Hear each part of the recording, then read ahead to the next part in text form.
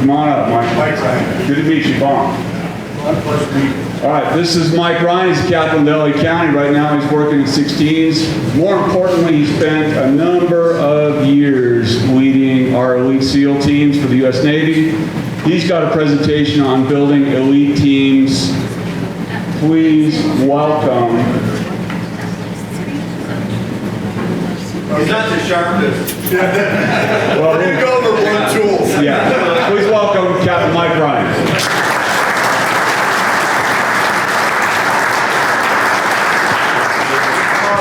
Thank you all. I really appreciate it. I'll just read. Thank you so much. Start this off well. So, thank you. Has everyone got enough caffeine in Copenhagen in? You're about heading into lunch, so we're trying to get you amped up right before you leave and go back down the hill. My name is Mike Ryan. I was asked to speak today by Drew Smith, who may have undersold the import of this event just a little bit. So I'm going to start this off with a disclaimer and tell you how I got the call. So, Assistant Chief Drew Smith calls me up and says, brother, I got something for you. And I'm like, I'm in. Mistake number one, right? And he goes, I'm telling you, this isn't Firefighters for Jesus, these are your pros. Sweet, we're going to the river. Right? So I'm all excited for the river trip. I'm like, tell me more about this. He's like, this is our tribe, man. This isn't lactation consultants and emotional support animals. This is us. I'm like, I'm in. He goes, I'll send you the details. So I get the invite to this organization, and I did not realize it was the annual coven of like wild and gods, right? So imagine my humiliation when I discovered I'm the least qualified person in the room to be standing in front of you. But we're here today, and I'll try to make it fun, and hopefully I can give you some insight onto how SEALs in particular, but really special operations do things, and maybe you can take it home. Some of it you won't want to take home. By the way, are there any HR representatives in the audience? Not good, Bob? Good to see you again. Look how tan he is. They usually don't look like that. They're like Snow White with a little bit of glow and long fingers.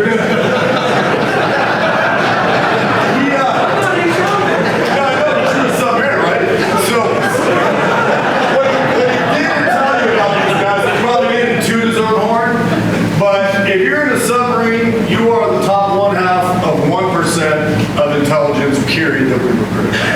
Incredibly gifted and talented people. They've got their quirks, for sure. They are smart. All right. So today we're going to talk a little bit about building elite organizations. All right. I've already given you my disclaimer. We've talked about HR. I do swear a lot. That's just one of the things. And I don't do pronouns. If you ever find yourself in a situation, one of those awkward things, you know, where it's like an HR conference and you're going through your pronouns, I always love to say master, you know? So just imagine you're at the HR conference and they're like, master's late again. It really unnerves them. All right, so here we go. We're going to talk about building elite organizations, selection, training, innovation, and a little bit on leadership and teamwork. A little bit about my background. Again, hopefully it'll bring everything into context. I wanted to be a Green Beret since like my earliest memories. Literally, that's all I've ever wanted to do in my life. I didn't know how to do it. I went to UCLA. I got recruited. Prior to that, I got recruited to go to West Point for their Officer Candidate program. My dad made me go. He was in the Army. I got there and I was like, sweet Jesus, thank you. I'm not doing that. I'm going to UCLA. About halfway through, the LA Times did an expose, the first one ever about SEAL training. Turns out a guy I swam with in high school had gone to the Naval Academy, was in the SEAL teams, and they did a 5-part series on Hell Week. And I said, that's it, I'm doing it. At the time I was working in an advertising agency writing copy, like a creative writer. I'm not kidding. So I get the call one day, come down, go to Buds, boom, and then it was straight there. Advertising agency, officer candidate school, straight back down, checked into Buds, did the whole workup. I spent 9 years. SEAL Team 3, deploying exclusively to the Middle East and North Africa. I came back, I did a tour as a SEAL instructor, teaching weapons and demo and tactics. And then, toward the end of my kind of stage there, I got accepted to a different part of the special warfare community, and then my wife may or may not have given me the kind of view of the Navy chat, so I decided, you know what, it's probably about time to consider leaving. So I got out. I had no idea what I'm doing. I applied to Anderson Business Consulting in Washington, D.C. I knew I had to leave. I got accepted. They had no idea what to do with me, so they just threw me in with MBAs and said, we can always fire you, which is a point that I want everyone to walk away with. You can always fire someone, right? So I get in there, and I did well. But while I'm doing this, I was raised and steeped in how SEALs build teams, how we work as teams. And everyone walked around, ooh, the go-to-market team. And it had nothing to do with anything, right? So I left that. I moved to KPMG right about the time the U.S. government was standing the Office of Homeland Security and transitioning to the Department of Homeland Security, and I ran a little bit of that. I went to a software company, ran sales for that, and then I founded my own company. And then very late in the game, I looked back and said, I miss the drive. I miss the team environment. I miss people who know what they're doing about leadership. I miss people who are in it to win it. So I started looking around for volunteer, fire organization, sheriff, or whatever. A friend of mine said, hey, well, why don't you just be a fireman? I was like, well, I'm 46. You can just do that. Some beauty and labor, man. They can't ask. So I went through the academy at 46, and like, when I tell you I'm a young captain, I'm a young captain. Don't let this fool you. I am just learning the ropes here, all right? But what I hopefully bring to the table, because the fire service is struck directly in the middle between military-like organizations, which our heritage and organization came from, and full-blown civilian entities, right? We are living in the middle. And in most cases, that makes our challenge a little bit more difficult than being in the military, you know, or working for a big HR shop, all right? So, let's talk a little bit about selection here. Pop quiz, where's the leader in this slide? Is he taking a picture? No. No, he's not. He's under the log, of course, right? But when I talk about selection, if there's one thing that you have to take away from what I have to say, if you make a mistake here, you will never live it down. I don't care how many speeches you hear about building a great organization. If you screw up selection, you will never be good. And that's a law like Browning. And I'll prove it to you in a minute. You all know, we all know it to be true, right? I mean, nod your head. You know that if you get average people through the door, and you're training average people really hard, you promote average people, you're just going to be average.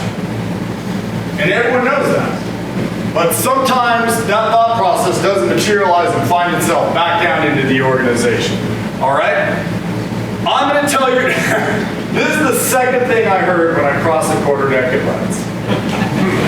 The first one was from a really mean, fully sleeved chief that ran up and said, you're going to lead me to war? And that was the second thing out of his mouth, right? But I never forgot it because it was a good welcome sign. We are not your friends. I don't care about you. I don't care about your thoughts, your feelings, where you came from. I want to break your soul. They're not doing it for sport. They're not doing it for gain. They're doing it because they want to ensure the caliber of people that move forward in the selection process. I didn't say training.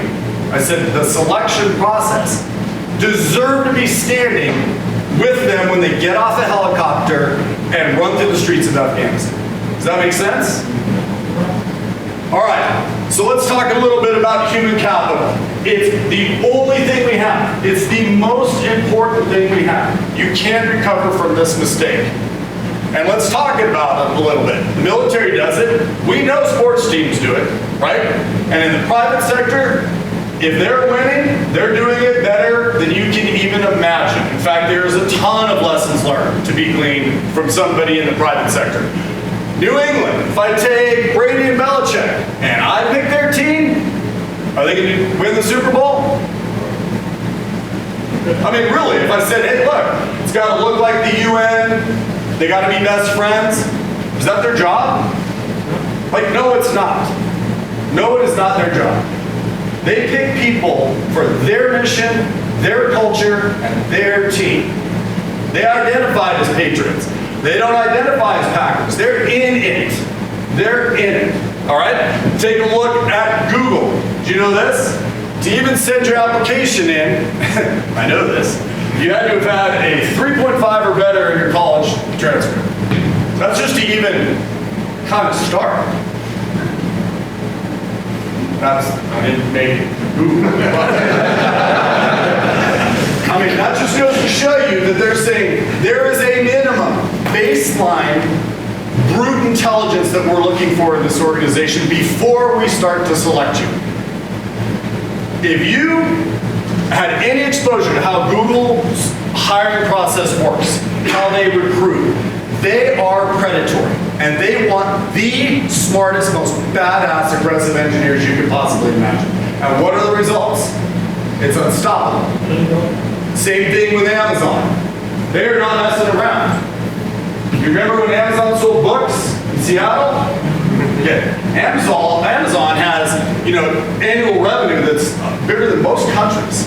All right? Goldman Sachs, another great example. Wall Street investment firm. Where do you think they hire? They hire from 6 to 8 schools. The top 1% of those. And then they put them in a meat market in Manhattan. And they crush them. It's so just brutal work. 18 hours a day. They pay them well. But that's a selection process. You don't have the right to be a member of Goldman Sachs and the New England Patriots. You have the right to work your ass off and meet us at the starting line, but I'm not guaranteeing you any. Does that make sense? All right, so in the SEAL pipeline, what are we looking for? We'll talk a little bit about it. This was before selection. The entire pipeline's about a year and a half. It starts before people actually meet with a recruiter. You get a mentor, and they're looking at you, and they're looking at your family, and they're looking at your neighbors, and they're talking to your coaches and saying, is this a scumbag? Or is this somebody who has demonstrated leadership? Have they demonstrated they've worked in a team before? Have they done all these things? Okay, you can take the next step in our process. But at the end of the day, when we are recruiting and we're looking for people, we're not looking for people who are really passionate about skydiving. We don't want gun freaks. We're not looking for CrossFitters. We're looking for people who have the desire and willingness to be a part of our team, period, end of story. There's lots of teams that kind of do what we do. And I don't care. My job as an instructor is to find out how badly you wanted to be on my team. Now, I compare and contrast that a lot of times with businesses. That's the things that I hear, excuse me. I stayed at one of those COVID homeless places last night. Down the street, shit, those people party.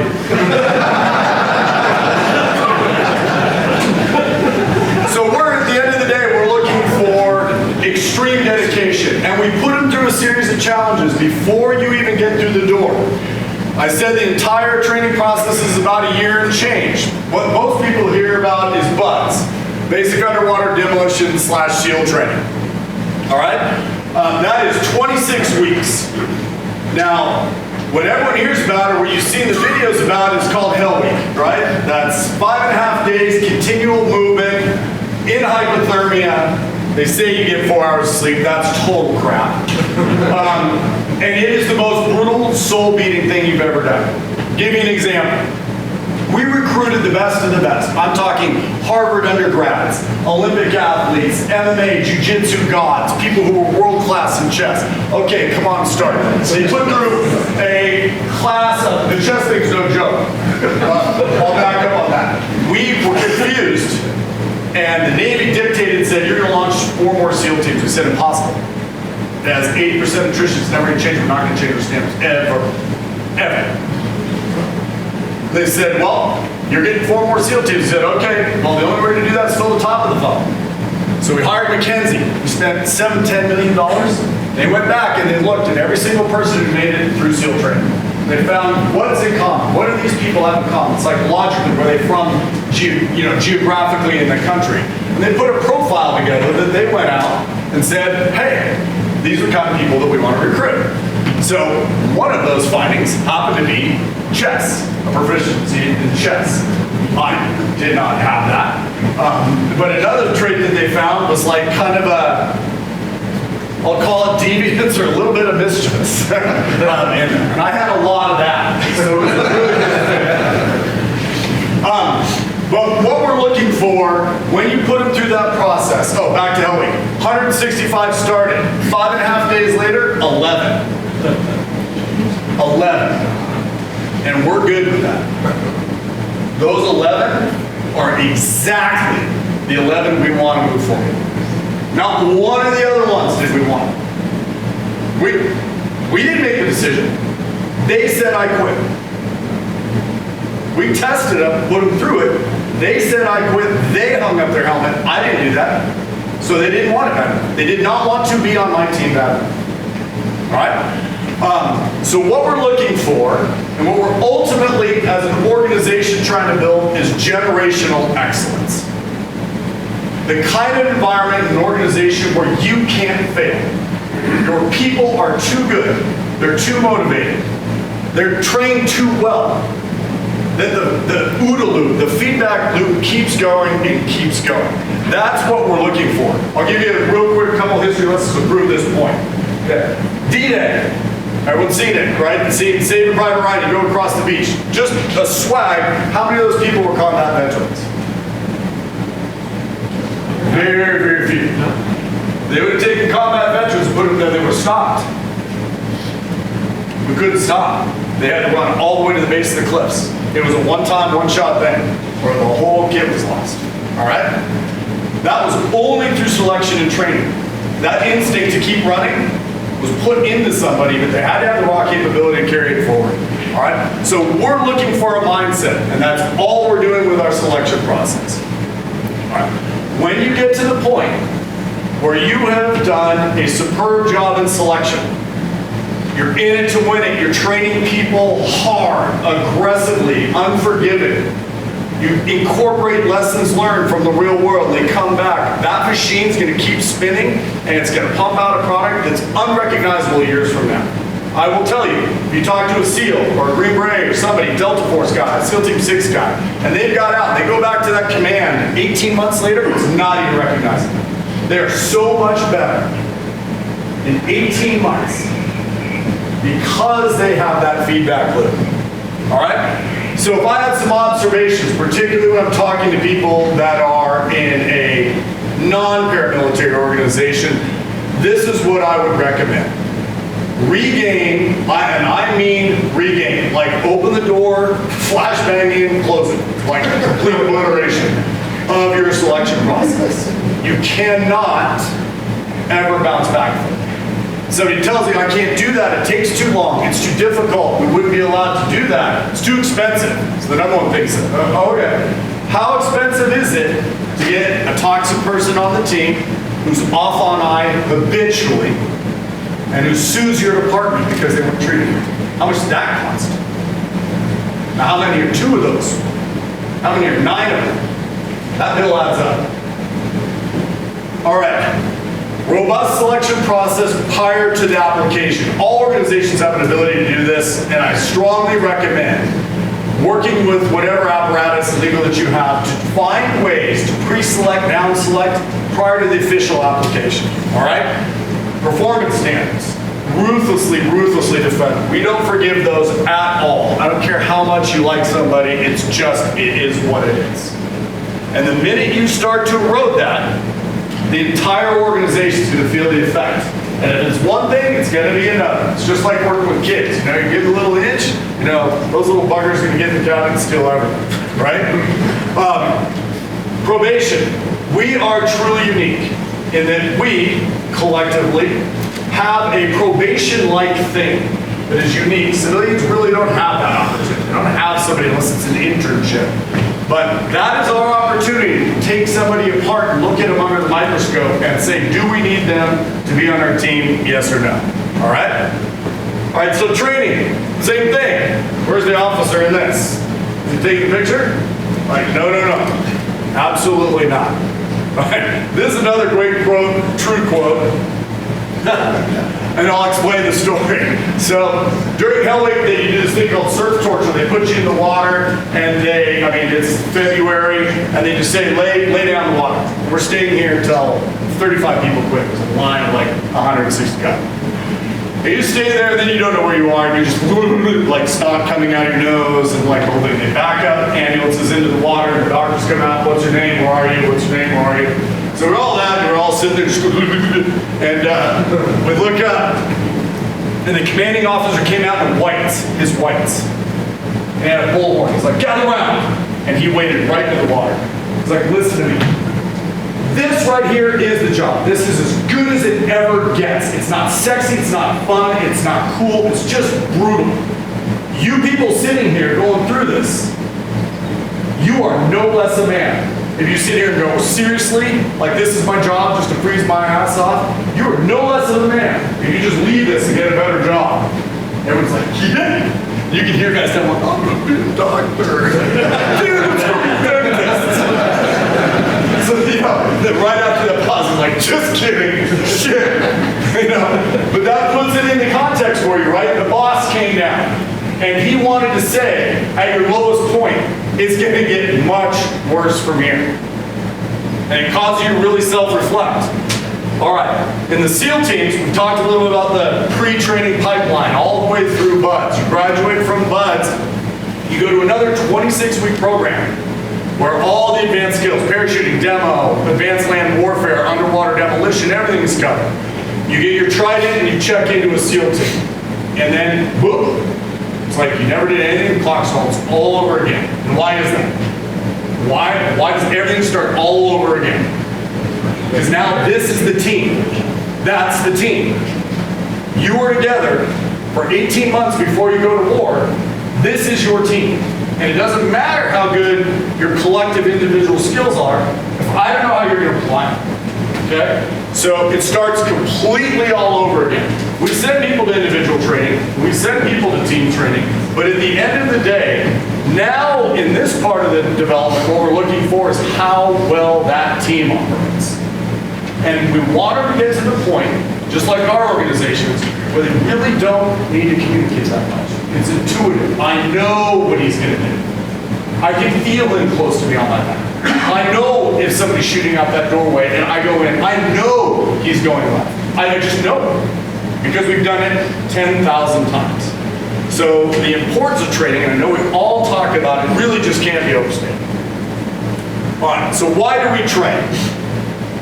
Knowledge transfer and innovation, and we're going to touch on innovation a little bit, but in the SEAL teams, we didn't always do it this way. We lost organizational knowledge. When the guys came back from Vietnam, who were some of the best, meanest, freakish fighters the world has ever known, when they came back, it kind of turned into 1970. It just got diluted. It went away. We didn't have that organizational contract. We had isolated stuff here and there throughout the 80s, and boom, boom, boom. And then guess what happens? Boom, global war on terror. And it's game on. Special Forces Olympics. Everyone's getting killed. Everyone's coming back with scalps, right? So we recognized that we didn't have that, and they made a very concerted effort. And our equivalent would be like this. We have a fire? Oh no. In 2 days, our training changes as a result. Permanently forever. We get ambushed, boom, that changes. Helicopter goes down, that changes. Those loads of that round didn't work, dude, that changes. That's going into training the next day. And it's from tier 1 all the way down. And that loop continues. So by the time you get people who've never been there, and they get off the helicopter and they get that first shot, they know exactly what they're doing. They're rocking and rolling. All right. Instinctual thoughts and behaviors we covered. And the last point, which is really something that I like, training and training aggressively provides you with an offensive mindset that's like, I'm going to kick something's ass. The more aggressive you train, it takes passivity out of your system, it takes second guessing out of your system, and it is aggression, professional, focused aggression going through that door. Well-trained, professional, focused aggression. All right? So that is why we train. And we do a very, very, very good job of it ourselves. All right. So I said, operational experience drives all our training. We do it rank and task specific, okay? But one thing that we do that's a little bit different is we do deeper dives that are more layered. So I'll give you an example. We're talking about pulling hose off of a rig. We'll do 40 steps on getting out of it. Before we do that, we talk about getting out of it. Then we draw it on a board. Then we go out and we get out of it. And then we look at the rig, could I have done that more efficiently? Now I'm going to try to get more efficiently. Now I'm going to reach my hand up.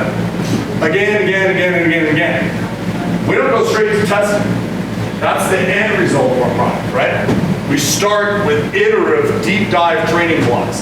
And that's something that we in our department have kind of done.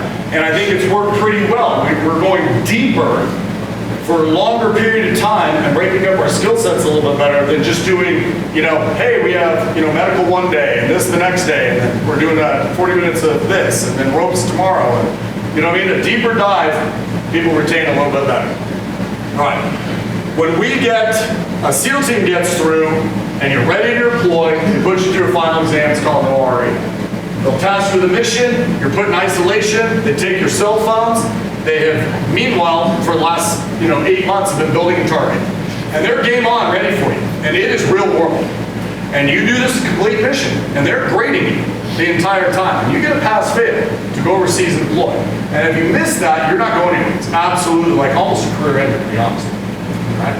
But I look at opportunities for us as a crew to basically have our pre-deployment kind of exam, where we're intense and focused and really methodical about what are we trying to achieve from this exam, and did I test the team, not just a collection of individual skills. All right? Last point I want to make on this, and everyone could read the slide for themselves. In the SEAL teams, we did not have a professional training cadre until relatively recently. We did it kind of like a lot of departments do it, where you have guys, they're stationed, hey, you're going to be the fire behavior guy, you're going to be the USAR guy, ropes and knots, you're a medical lead. And it was a part-time job. But we realized when we did that the knowledge transfer wasn't happening. There was no continuity in the training. There wasn't a group of people who were like-minded and challenging everything that came through everyone's head. So what was happening is we were getting kind of iterative thoughts and ideas coming out the door, but they weren't really that well refined. Once we stopped and said, no, we're going to have like a 2-year tour. You're going to training. And we picked great guys. And they went to training and said, you're teaching land warfare, you're teaching air ops, you're doing over the beach, you're doing this. Once they established that professional core, those guys became an unbelievably tightly knit unit. And every unit coming out of the back was exceptional and had all the same baseline skill sets. So we could rely on them if we took them overseas and put them into harm's way. All right, innovation. Let's talk a little bit about this. This is another one of the defining things that I think special operations in particular does better than anybody else, and it's overlooked in a lot of organizations, except for really for-profit, private sector groups, right? Every single thing you see on this slide, every single thing that you see, drones, Generation 5 night vision, the first generation of our high-speed intercoastal boats, the new SDV teams, which are basically miniature coffins that are wet, our desert patrol vehicles, right? All of those were an intentional, focused thing to say, we need to constantly innovate. The one thing about special operations guys is seriously, they will steal anything. And anything. We go to Israel, we're working with the IDF, they do something better, boom, ours out. We'll try to steal their gear. We'll steal everything we can about them. They're doing the same to us. They're doing the same to us. We work with the Brits, the SAS, great desert patrol guys. They have something better, we're stealing it, for sure. And everyone in the team's doing that from then on, all right? We do a good job of that, but there's a lot of knowledge in this room. There's a lot of ways departments and crews do things that are incredibly innovative. We should all know about that kind of stuff, right? So one of our mantras, if you aren't cheating, you aren't trying. They really encourage us during training. The reason they do it is really to see if you got away with it. Because they want you to cheat, don't get me wrong. But getting caught, not good. No muy bueno. All right, so what can we learn from the private sector, right? Innovation or extinction. Raise your hand if you had a TiVo. Anyone remember that? Best in the world. Best thing in the world. Lasted 6.5 months. The big boys came and chewed him up. Who had a MySpace or AOL? Some of you still have AOL. You got mail. So, in the private sector, particularly within the technology sector, this is evident and it is brutal. Anyone been reading about Netflix? Oh, the darlings of Wall Street. They're on the ropes. They're about to get taken out. And they were the 800-pound gorilla. Walmart, struggling. Great revenue right now. Think Amazon's poised to eat their lunch? Absolutely. If they're not innovating in the private sector, for profit, if you're not innovating and you're not increasing your revenues, you are in the process of dying. It's a law of gravity. It is what it is. But somehow, when you move from the private sector into the public sector and into public safety, the brutality of that law and the truthfulness of that law sometimes lost audience, right? But let me tell you, this is a hypothetical. Do you think the fire service would be in danger of being privatized? Do you think there's somebody out there, like BlackRock, who would love to privatize this? Do you know what size our industry is in billions? You add it all up. So if you take a look at somebody like BlackRock, who decided tomorrow, I'm going to spend $25 billion, and I'm going to put together a unit that is second to none. They show up on a Russia incident, they are doing nothing but mobile. Drones are out. We've got combat air controllers working all the aircraft that we have, deconflicting everything. Every forward observer is on a motorcycle, bike, ATV, giving real-time situational data, and every single person who's there has full connectivity on a phone, and they'll put whatever out in a fraction of the time that we're using. Do you think somebody's thinking about that? Yes, they are. Think about truck operations. Do you think I can go to MIT right now, to the robotics lab, and say, hey, here's this deal. We use these chainsaw things, and there's rafters and stuff, and can you put together a little robot that'll only skim, cut everything, drive itself to the hottest part of the roof, skim cut an 8x8, and we'll go and rack it? Like, oh yeah, I can go to Home Depot and do that tomorrow. I'm just saying, you know what I mean? So innovation is something that is very good. Special warfare lessons learned. This is great. Does anyone know what I can't pronounce it, Sayeret Matkal is? That's the Israeli Delta Force. Okay, that's the top of the food chain. They have about 30 of them. I can't pronounce any of the names. They have naval commandos, but this is their Delta Force. Basically an army unit that's kind of a mix between CIA, their CIA, the Mossad, and kind of special forces, right? Has anyone heard about the raid on Entebbe with Idi Amin and how they ran that operation? So Idi Amin took over Uganda. He had a bunch of Israelis with a bunch of international people held hostage in an airport. The IDF was tasked, go and rescue all of them. They're like, oh my God, this is the most heavily defended place in the country. They have interlocking machine gun nests. They have the best triple canopy air defenses the world can possibly imagine. We cannot go in there. We can't get the fuel to get everybody from Israel all the way over. If we do, stop in a country, they're going to find out about it, and the gig's up. So what did? They recreated his entire personal entourage of limousines. They put all the commandos in there, and boom, off they go.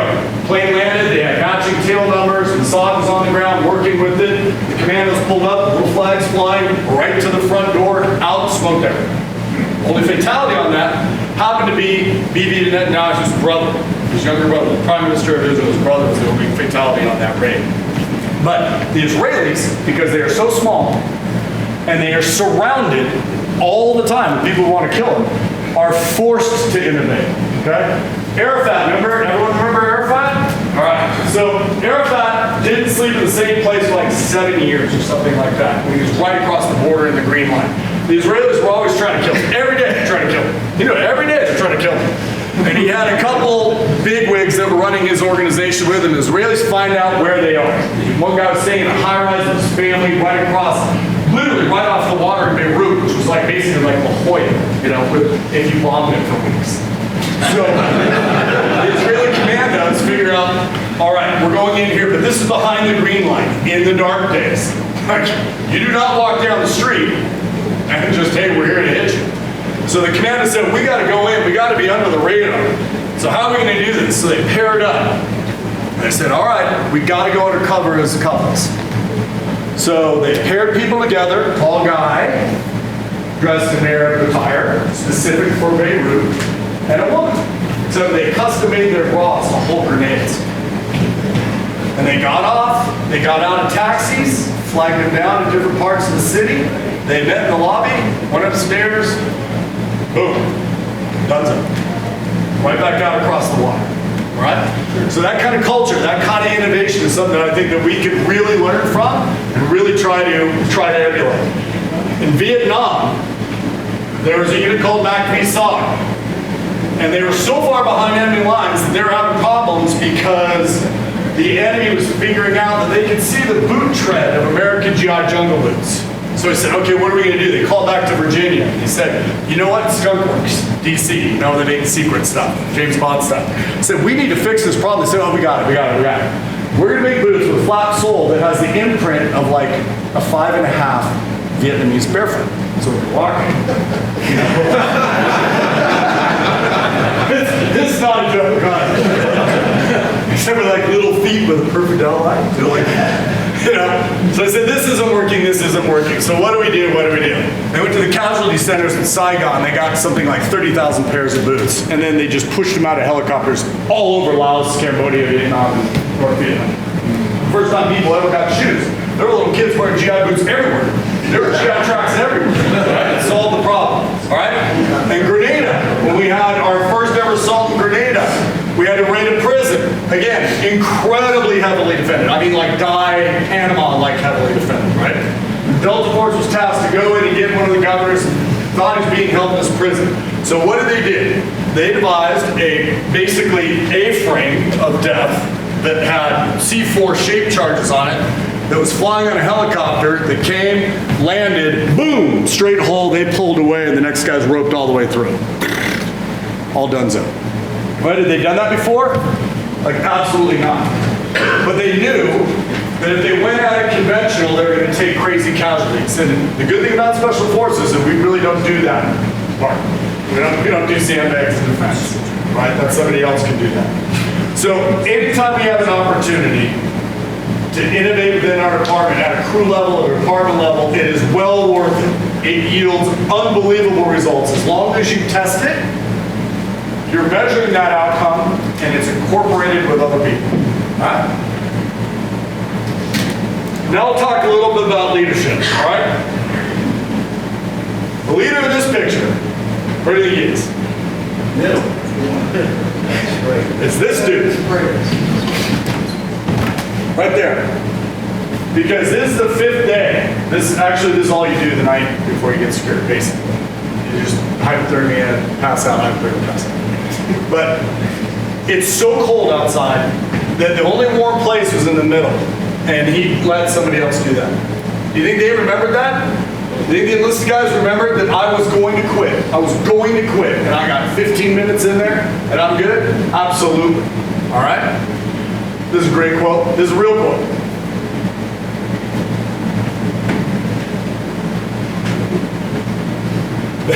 That is an actual fitness report from the British Navy.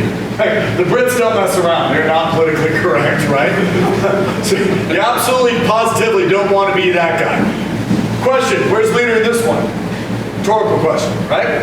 Is it the guy in the middle who left everything out there being carried off by the guys? Yeah, you bet it is. You bet it is.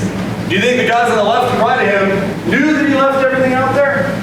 Absolutely they did. Absolutely they did. That's why they're carrying. Otherwise they'd walk by and go, whatever dude, you're on your own. All right? So this hopefully will put things into context for you about the role of leadership and how truly unique it is. It is not an ancillary skill.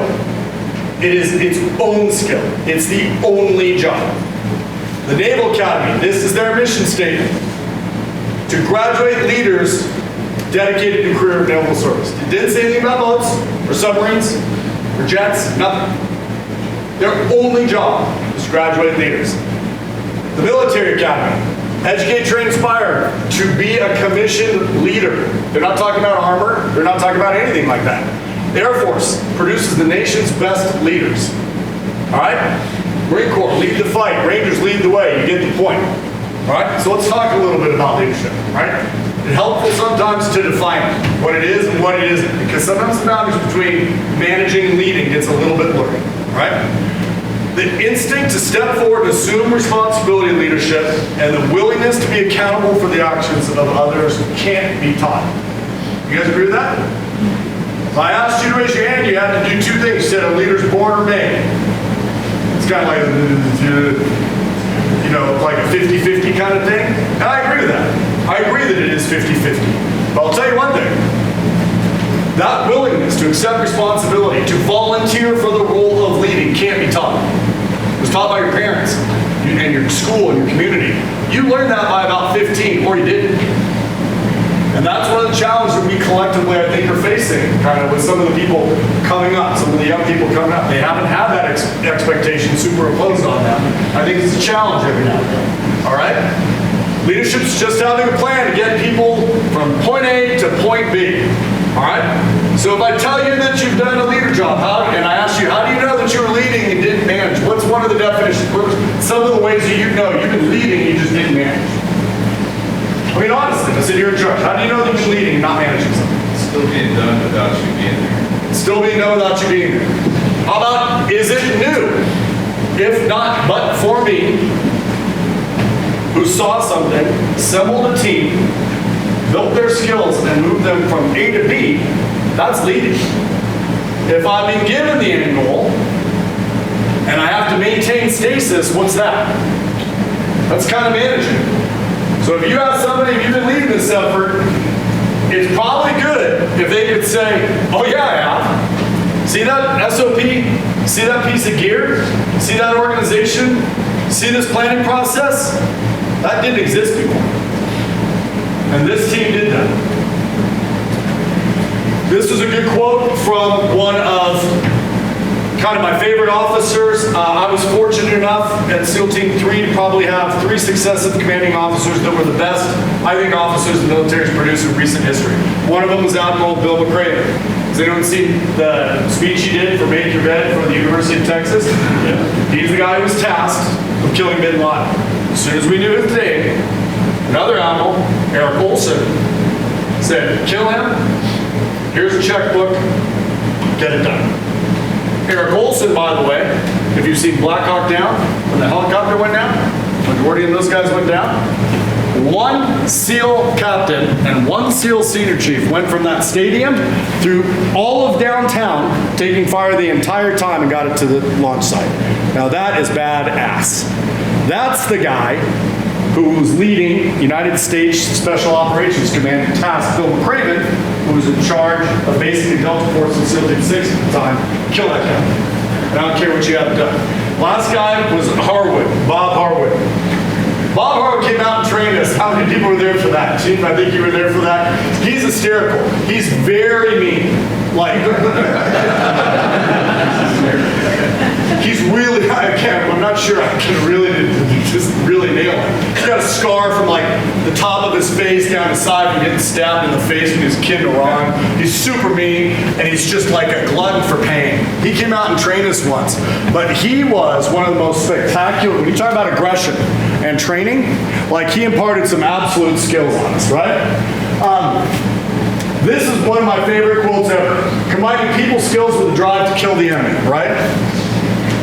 Now, it sounds like that's a very disjointed thought process, right? Two things that probably shouldn't go together. Leadership and people skills and going to kill somebody, okay? But for us, it's the same thing. If I substitute a second alarm high rise, 100-acre fire somewhere with heavy brush, if it's going, that's what we're doing. We are getting out there and getting after it, right? So if you can't communicate effectively, you can't possibly lead effectively. And that's the last kind of leadership and team building point that I think is very important. We just had a presentation on toxic leadership, some of the communication do's and don'ts that involves. Okay? But if you find yourself in a situation where you have those, and it's been covered, right? You need to get out of that situation as an organization, as a person, as a teammate.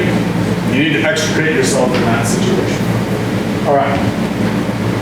One of the things the military does, for those of you who've been in there, we're coming to the end here, is if you have an opportunity to reevaluate how you select leaders, how you train them, how you hold them accountable, how you test them, do it. It's a really unique skill. Some people want to do it. Some people don't. Some people are hesitant to do it and turn out to be fantastic. But it's something that is its own skill that needs to be treated every bit as unique as any of the other skills that we train you to. All right? So conclusion. If you are able to combine a really robust selection process where you ensure that the type of people that you're getting are exceptional, they won't quit on you, they're resilient, they want to be part of your team, and you take those people and you invest them with world-class training, and you hold them accountable through training, your organization, no matter what you do, after you're gone, will accelerate in their proficiency. And at the end of the day, I think that's what we're all after, right? How do you contribute? How do we do our part to make sure that my department continues to excel? If you constantly do an evaluation loop of those four things, I think it'll all work out. At the end of the day, your organization years from now will be unrecognizable from what we are here doing today. Really, that's all I have. If there's any questions, I'd be happy to take some. I think that's it. That is it.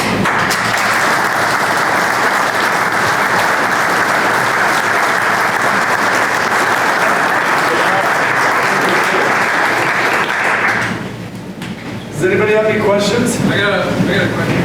So I was a Forest Service High-Tech Superintendent for 26 years. So on our ready board, briefing board, we always put a seal. The only easy day was yesterday. Yeah. Then you mentioned the IDF, the Israeli Defense Force. They have a thing called the 10th man rule. Are you familiar with that? Where every 10th man, his sole job is to be the devil's advocate. So if the team leader says we're going to do the plan, his sole job or her job is to check it out. Agree with that plan? Absolutely. We have 2 points to that. That's what professional cadres do.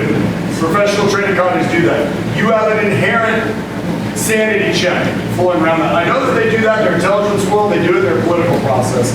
Absolutely. But you need to have somebody that's constantly trying to break a plan. You have to avoid echo chambers.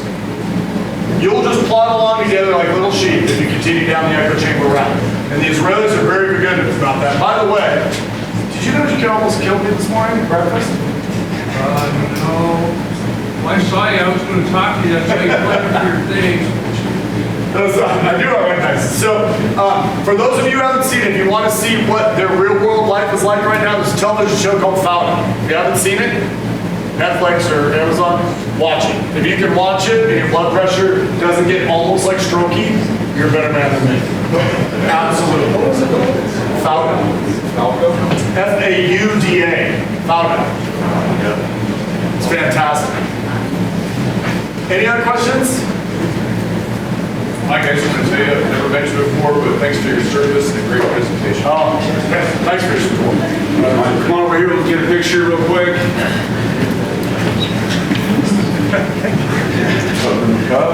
Thanks to the report from Firewars. Look towards the camera, you can get on our website somewhere.